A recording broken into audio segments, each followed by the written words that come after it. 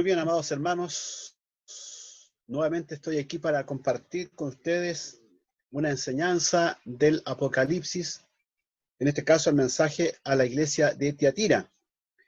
Voy a leer los tres primeros versículos de este párrafo que está en Apocalipsis 2, 18 al 20, donde dice: y escribe al ángel de la iglesia en Tiatira, el Hijo de Dios, el que tiene ojos como llama de fuego y pies semejante al bronce bruñido, dice esto: yo conozco tus obras y amor y fe y servicio y tu paciencia, y que tus obras postreras son más que las primeras. Pero tengo unas pocas cosas contra ti, que toleras que esa mujer Jezabel, que se dice profetiza, enseñe y seduzca a mis siervos a fornicar y a comer cosas sacrificadas a los ídolos. La siguiente parte de este párrafo lo vamos a ir viendo conforme avancemos en el estudio. El mensaje a la iglesia de Tiatira. Dentro de las 7 iglesias, ¿cierto? Estamos ya avanzando con lo que correspondería a la cuarta iglesia, la iglesia de Tiatira. Ya hemos visto lo que fue la iglesia de Éfeso, ¿cierto? La de iglesia de Esmirna, la iglesia de Pérgamo y ahora la iglesia de Tiatira. Bueno, aquí, ¿cierto? Tiatira era una ciudad una ciudad pequeña, dice que es la ciudad más pequeña de las 7 ciudades donde hay iglesias, o de las 7 iglesias, ubicada en el valle de Asia Menor, caracterizada por ser una ciudad comercial. Era célebre por sus industrias de tejido, de tintorería y fundición. Eso era de lo que se destacaba, ¿cierto? Esta ciudad de Tiatira. De aquella ciudad procedía Lidia, vendedora de púrpura, ¿cierto? Que allí en Hechos 16, 14 se menciona su nombre cuando Pablo estaba en la zona, ¿cierto? de Filipo, ahí predicando el Evangelio. Y esta mujer dice que estaba escuchando la palabra y el Señor abrió su corazón para que pudiera conocer al Señor. Hechos 16, 14. Y dice que ella procedía de Tiatira y era vendedora de púrpura, precisamente porque era una ciudad, ¿cierto?, industrializada en ese aspecto. Su religión, como en todo el imperio, era politeísta. Politeísta significa varios dioses, como todo el imperio romano, y los griegos también lo eran. El dios principal, a quienes ellos adoraban, era el dios Apolo, el dios del arte. La iglesia, probablemente fundada por Lidia, esta mujer convertida al evangelio, ¿cierto?, allí por la predicación de Pablo, con el apoyo de creyentes de Éfeso. Bueno, hay una visión dispensacionalista que ya la hemos mencionado en otras ocasiones, ¿cierto?, que cada iglesia representa un periodo dentro de lo que es la historia de la iglesia desde sus inicios hasta la venida de Cristo. Y aquí esta se llama la iglesia papal, que la asocian con el periodo de la iglesia del año 500 después de Cristo hasta las finales, hasta ahora incluso, ¿cierto? Bueno, en primer lugar comienza aquí el saludo identificatorio de Cristo. ¿Cómo se identifica Jesús al escribirle a la iglesia? Escribe al ángel de la iglesia en Tiatira, ¿cierto? Ya hemos dicho que el ángel de la iglesia es el pastor que preside y que dirige la obra de Dios. Y le dice el Hijo de Dios, en primer lugar, el que tiene ojos como llamas de fuego y pies semejantes al bronce bruñido. Dice esto. 3 cosas dice de sí mismo. El Hijo de Dios. Esta declaración es una declaración de su divinidad. Cuando Jesús estaba en la tierra, una de las cosas con las cuales más se generó polémica y discusión con los judíos fue porque él se hacía llamar Hijo de Dios. De hecho, en Juan capítulo 5, versículo 18, allí hubo una disputa y ellos que incluso querían apedrearlo. Le dijeron, no te estamos atacando por los milagros que haces, sino porque siendo hombre te haces Dios, diciendo que Dios es tu Padre.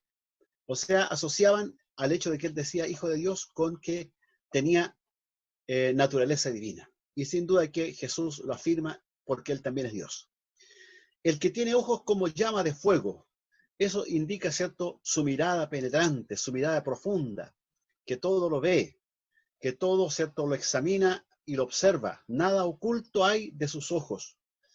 Y pies semejante al bronce bruñido. Ya hemos dicho que esto indica la firmeza, la fortaleza de un reino sempiterno, al cual Él representa, de lo cual Él es el Rey de reyes y Señor de señores. Ese es el aspecto identificatorio de Cristo. Luego, ¿cierto?, comienza a decirle cosas positivas, cosas buenas que la iglesia de Tiatira tiene. En este caso, ¿cierto?, con una frase declara todas las cosas positivas que tiene. Yo conozco tus obras y amor y fe y servicio y tu paciencia, y que tus obras postreras son más que las primeras. Con esta declaración resalta las cosas buenas, positivas de la iglesia de Tiatira.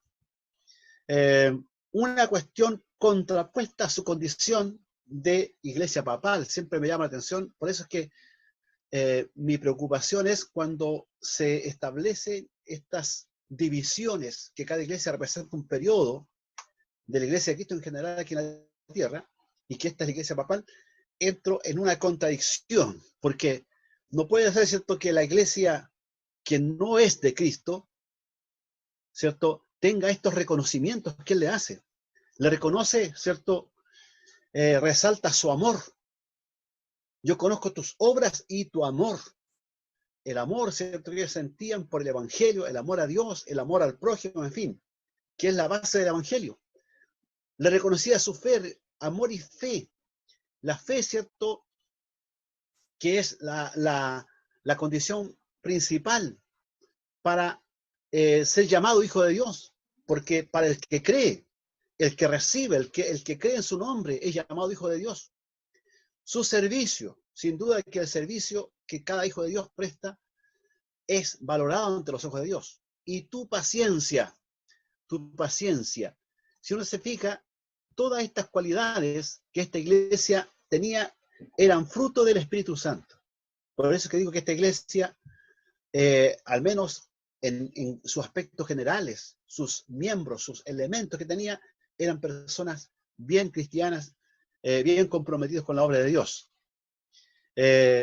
Además resalta su crecimiento en cuanto a sus obras, cuando le dice, ¿cierto?, que tus obras postreras son más que las primeras. O sea, hay un crecimiento, un desarrollo, que a lo mejor comenzó con poco accionar, con una actitud, ¿cierto?, todavía inmadura, todavía incipiente, pero que fue creciendo con el tiempo, de tal manera que al medir sus obras postreras fueron más que las primeras. O sea, hubo un crecimiento, un desarrollo. Sin embargo, la fe es siempre lo primero, y luego son las obras, como lo enseña el libro a los Efesios, ¿cierto? Pablo enseña en Efesios capítulo 2 acerca de esto.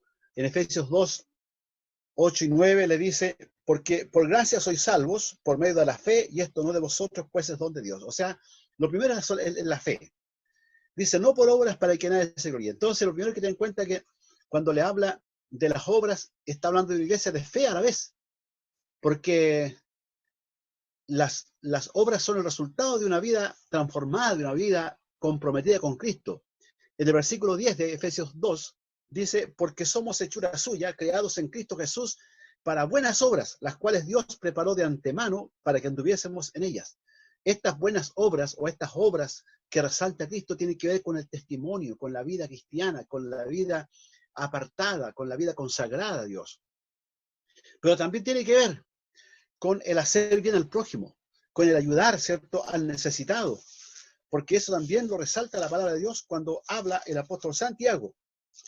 Allí en Santiago capítulo 2, versículo 15 en adelante, dice, y si un hermano o una hermana están desnudos y tienen necesidad de mantenimiento de cada día, y alguno de vosotros les dice, id en paz, calentados y saciados, pero no les dais las cosas que son necesarias para el cuerpo, ¿de qué os aprovecha? Así también la fe, si no tiene obra, es muerta en sí misma. Por eso no podemos caer en el extremo de pura fe, y no hacemos nada que demuestre que realmente tenemos fe. Porque si decimos amar a Dios por la fe, no le vemos, pero le amamos y le servimos, también tenemos que amar al prójimo y especialmente a nuestros hermanos, que es la familia de Dios, mayormente a los de la familia de la fe, como dice Pablo. El reproche que tiene esta iglesia es que es una iglesia que toleraba la apostasía que desarrollaba una mujer que aquí el Señor le dice que es Jezabel. Pero tengo unas pocas cosas contra ti, que toleras que esa mujer Jezabel, que se dice profetiza, enseñe y seduzca a mis siervos a fornicar y ya comer cosas sacrificadas a los ídolos. Aquí estamos, ¿cierto?, frente a un liderazgo femenino, Jezabel, comparado con Jezabel del Antiguo Testamento. Aquí, ¿cierto? Si vamos al Antiguo Testamento, encontramos a Jezabel, que fue la mujer de Acab, del rey Acab, mujer sidonia, que se casó con Acab, rey de Israel, del reino del norte, ¿cierto? Esta mujer era extranjera, venía, ¿cierto?, de la zona de Fenicia, de Sidón, hija de un rey, y que tenía una religión ancestral, la religión a Baal y a Acera, y ella introdujo esta religión en el pueblo de Israel, estos dioses fenicios de Baal y Acera. Lo vemos ahí, ¿cierto?, en 1 de Reyes 18, 19, y también lo vemos cuando el profeta Elías desafía a estos dioses de Baal y Acera en el monte Carmelo, donde los desafía a que ellos clamen a su Dios y hagan descender fuego del cielo, pero no descendió fuego del cielo cuando ellos clamaron, solamente ocurrió cuando Elías lo hizo, ¿cierto? Y se manifestó el poder de Dios, y fue grande la victoria del profeta de Jehová frente a los profetas de dioses falsos como Baal y Acera. Esta mujer Jezabel, además de introducir estas religiones falsas, mandó a matar a Nabot de Jezreel. ¿Se acuerdan ustedes, cierto? En 1 Reyes capítulo 21, allí se relata este episodio en que Acab quería la viña de Nabot.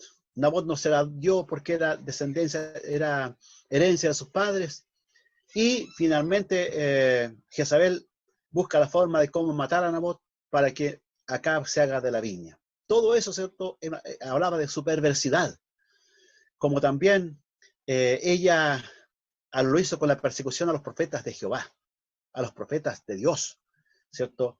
Habla la Biblia que ella persiguió a todos los profetas de Jehová, matándolos, exterminándolos, y solamente hubo 100 profetas que un siervo de Dios se escondió de 50 en 50, ¿cierto?, en las cuevas, y le llevaba comida. Pero esta mujer era perversa del alma. Incitó a Acab a hacer el mal también. Eso lo dice 1 Reyes 21, 25. Incitó. Fue muerta finalmente por Jehú y comida de los perros, tal como fue profetizado por el profeta, ¿cierto?, Elías. Pero Tiatira también tenía su propia Jezabel, que decía de sí misma que era profetisa. Decía de sí misma que era profetisa. Esta mujer no es que alguien haya reconocido su ministerio de profeta, sino que ella decía que era profetisa. Como hoy en día muchas personas dicen, yo soy, ¿cierto? Bueno, voy a dar algunos títulos. Yo soy pastor, yo soy profeta, yo soy apóstol, no sé, ¿cierto? Pero a veces ellos mismos se han nombrado, ellos mismos han tomado ese título para sí. La verdad es que los dones son de Dios, y esos dones se demuestran en el desarrollo de la vida del cristiano. Así, ¿cierto? Esta mujer, ella se autoproclamó profetiza. Ejercía una enseñanza seductora hacia los siervos de Dios. Así como la Jezabel del Antiguo Testamento incitaba a Acab a hacer el mal y a los israelitas a hacer lo malo, a adorar a dioses falsos, esta mujer también incitaba a los siervos de Dios a hacer lo malo. Dice que se dice, profetiza, enseña y seduzca a mis siervos a fornicar y a comer cosas sacrificadas a los ídolos. Ella, ¿cierto?, tenía este espíritu de inducir. Seguramente era un liderazgo fuerte, tenía un liderazgo fuerte, como a veces aparecen personas con liderazgos muy fuertes y convincentes, que dicen, no, si esto está bien, hay que hacerlo, ustedes pueden comer cosas sacrificadas a los ídolos, ustedes pueden fornicar, ustedes pueden cometer pecado, total, ya Dios perdonó, en fin, todas esas cosas. O pueden hacer esto otro, etcétera. A fornicar y a comer los sacrificados a los ídolos. En este caso, la fornicación, ¿cierto? Como dice el apóstol Pablo en Efesios 5:5, que ni los fornicarios heredarán el reino de Dios y de Cristo. Lo dice también Apocalipsis. Pero también esta fornicación era espiritual, porque ella llevaba a los siervos de Dios, a las personas de la iglesia, a tener contacto, a tener relación directa con las religiones de Tiatira, de la ciudad de Tiatira, ¿cierto? Que era adoración a los ídolos. Esto, ¿cierto?, ocurre muchas veces cuando el pueblo de Dios se aparta y va tras la apostasía, siguiendo formas mundanas, estilos mundanos, música mundana, letras mundanas, bailes mundanos, en fin, todo esto. Y a veces esto es admitido en las iglesias. Dios nos ayude para tener sabiduría, tener espíritu de discernimiento y saber cuándo estas cosas puedan comenzar a ocurrir. El peligro que esta mujer representa es el peligro de un liderazgo femenino contra el orden divino. 1 Corintios 11:3, Pablo enseña que la cabeza de la mujer es el varón. La cabeza del varón es Cristo. Y Dios es la cabeza de Cristo. Hay un orden divino. Dios, Cristo, el varón y la mujer. Ese es el orden divino. No es que Dios esté contra el liderazgo de las hermanas en la iglesia. Si no, no tendríamos diaconisa, no tendríamos presidenta femenina, no tendríamos secretaria, en fin. El liderazgo de la mujer es fundamental, es importante en la obra de Dios. De hecho, en la palabra de Dios encontramos muchas mujeres que se destacaron por su liderazgo, por su trabajo, por su servicio a la obra de Dios. Pero el orden del trabajo espiritual, el orden del trabajo administrativo de la obra de Dios está establecido por Dios. Dios, Cristo, el varón y la mujer. Eso porque cuando realmente, amados hermanos, se trastoca este orden de Dios, se generan errores, se generan conflictos, se generan un procedimiento que es impulsado por el enemigo para echar abajo y echar a perder la obra de Dios. Por eso hay que respetar ese orden que Dios ha establecido en la iglesia. El reproche. Aquí le comienza a reprochar, ¿cierto? ¿Cierto? Que esta mujer, ya dijimos, ¿cierto? Esta mujer, Jezabel, que además de eso no se arrepiente. Además de eso no se arrepiente. Jezabel no se arrepiente. Dice, y le he dado tiempo para que se arrepienta.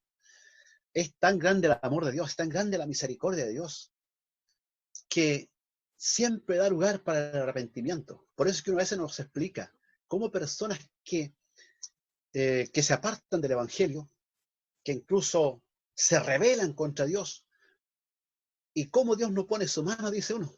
Es que aquí estamos frente al corazón misericordioso de Dios, al corazón misericordioso de Cristo, que a pesar de que esta mujer estaba haciendo algo tan horrendo, tan malo, tan feo, tan dañino a la obra de Dios, llevando a los siervos de Dios, ¿cierto?, a la idolatría, a la fornicación. Sin embargo, Dios le da una oportunidad para que se arrepienta. Y le he dado tiempo para que se arrepienta. Así como le da tiempo para que se arrepienta el hombre sin Dios, el que se ha descarriado, el que se ha apartado, el que se ha enfriado, el que ha dejado de servir a Dios. Le da tiempo para que se arrepienta. Eso Dios siempre lo hace. Pero no sabemos hasta cuándo va a hacer eso, porque también viene el juicio de Dios. Porque esta mujer dice, pero no quiere arrepentirse de su comunicación. No quiere arrepentirse. Cuando el pecado se torna placentero, hermanos amados, muchas veces el pecado, sin duda que se va transformando en un placer, en un deseo de la carne, que satisface la carne, que nos hace bien al cuerpo. Eso es así el pecado. Es así. Todos tenemos, ¿cierto?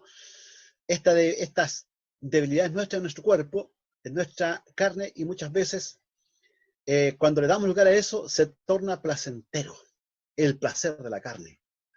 Y es por eso que a esta mujer le costaba arrepentirse, porque el pecado se había transformado en un placer para ella, en algo que le gustaba, lo deseaba, como la carne desea lo terrenal. Así también ella, ¿cierto? Y el hombre sin Dios, o el hombre que comete un pecado, el hombre que comete un pecado una vez, después comete el mismo pecado otra vez, y después se hace ya una costumbre porque es un placer, ya es dominado por el pecado.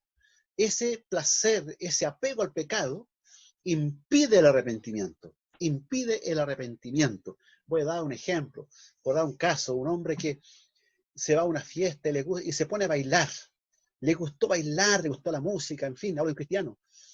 Después va a querer ir a otra fiesta, nuevamente a bailar, porque el pecado se transformó en un placer para él. Lo mismo que lo que pasa con el que comete fornicación, ¿cierto? O el comete adulterio y tantas otras formas de manifestación del pecado, que finalmente se transforma en una atadura, en un placer, y eso impide el arrepentimiento. Pero Dios aún así, Dios sigue teniendo misericordia. No obstante, Dios es un Dios justo, un Dios que aplica juicio. Y aquí viene el juicio. Dice, he aquí yo la arrojo en cama. Esta es una enfermedad de muerte. La arrojo en cama. O sea, esta mujer literalmente tiene que haberse enfermado muy gravemente. Porque a lo mejor aún allí, en su dolor, en su enfermedad en cama, podía arrepentirse y volverse a Dios. Pero el juicio de Dios viene. Y es el juicio de Dios, ¿cierto? Fuerte muchas veces. Esto también habla de la muerte espiritual. Muchas personas que ya, ¿cierto?, se apartan del Evangelio, comienzan a jugar con el Evangelio, poco a poco comienzan a pecar, finalmente ya mueren, no físicamente, sino espiritualmente, que es lo peor. Eso es. Pero también el juicio es para sus seguidores, y dice, y en gran tribulación a los que con ella adulteran, y a sus hijos heriré de muerte. Dios no solamente castigará, ¿cierto?, al que hace el pecado, sino al que sigue al que hace el pecado. Pero Dios no castiga al justo junto con el impío, eso es cierto. ¿Cierto? Ahí vemos en la palabra de Dios que Dios siempre tiene misericordia y es justo para amparar a sus hijos, a su pueblo, a sus hijos, pero sí castiga el pecado. Pero a vosotros, le dice, pero a vosotros y a los demás que están en Tiatira,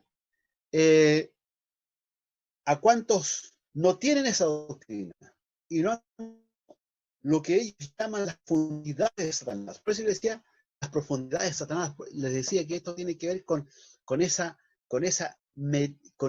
metiendo en el pecado, irse metiendo más y más, hasta que ya está atrapado. Se metió a la profundidad del pecado, a las profundidades de Satanás. Qué terrible eso, porque de allí sí que es difícil salir. Dice, no impondré otra carga. A ustedes que no han hecho eso, no les impondré otra carga. Pero igual queda como concepto del castigo. Claro, hay un castigo igual. ¿Qué? Porque ellos toleraban a Jezabel. Ellos toleraban. Muchas veces, cuando ocurren estos liderazgos desafiantes, estos liderazgos contrarios a Dios en una iglesia, nos faltan los que lo siguen, nos faltan los que dicen, no, es igual, es una sierva de Dios, igual es un siervo de Dios, en fin. Pero finalmente esto puede traer consecuencias muy tristes. Y es por eso que Dios también va a castigar a aquellos que son tolerantes con las conductas pecaminosas. Compensa a los vencedores, pero lo que tenéis, dice, retenerlo hasta que yo venga. Lo que tienen, ¿qué tienen? Ustedes tienen amor, tienen fe, tienen servicio, tienen paciencia. Eso reténganlo. Allí, que no se les vaya eso, hasta que yo venga. Al que venciere y guarde mis obras hasta el fin. Dice, yo le daré autoridad sobre las naciones. Esta autoridad no solamente es una autoridad también ahora, autoridad moral y espiritual para predicar. Porque el que vive coherentemente el Evangelio, apegado a la palabra de Dios, se guarda, se cuida su vida en santidad, tienen una autoridad moral para pararse en una esquina de la calle y predicar el Evangelio, para pararse en una plaza y predicar el Evangelio, para pararse en un púlpito y predicar el Evangelio, para pararse, ¿cierto?, donde quiera que vaya y predicar el Evangelio, porque nadie puede decirle, mira, ¿tú qué predicas si tú no haces lo que predicas? No, aquel que guarda la palabra de Dios, aquel que guarda las obras de Cristo, las obras de santidad, las obras, ¿cierto?, del orden de su palabra, de su doctrina, tiene autoridad moral y espiritual para predicar, para imponerse sobre los demás con la autoridad de Cristo, sin duda, no humana. Y las regirá con vara de hierro y serán quebradas como vaso de alfarero. Esta autoridad es una autoridad tremenda que el Señor da a los que guardan su palabra, a los que retienen su palabra, como yo también he recibido de mi Padre. Jesús, Él dijo, toda potestad me es dada en el cielo y en la tierra. Por tanto, y hace discípulos. Y también los discípulos, yo les doy autoridad para echar fuera demonios, para hollar serpientes, en fin. Esa potestad, esa autoridad es la que la iglesia real de Cristo tiene. Y le daré la estrella de la mañana. Eso es darse a sí mismo. Cristo se da a sí mismo a los que le son fieles. Porque la estrella de la mañana es Él, como lo dice Apocalipsis, capítulo 22, versículo 17.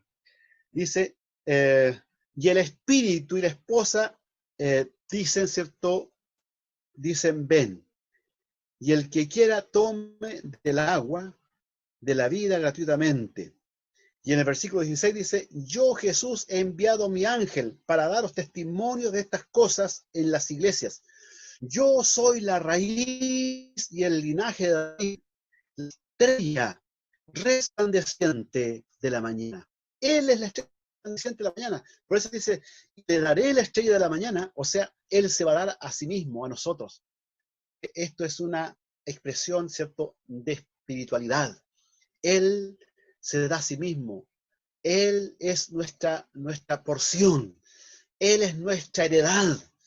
Él es de nosotros y nosotros somos de Él. Bendito sea el nombre del Señor y que Dios pueda bendecir y fortalecerlos para que no caigamos en el espíritu de Jezabel, sino seamos los que retienen su verdad, su final. Amén.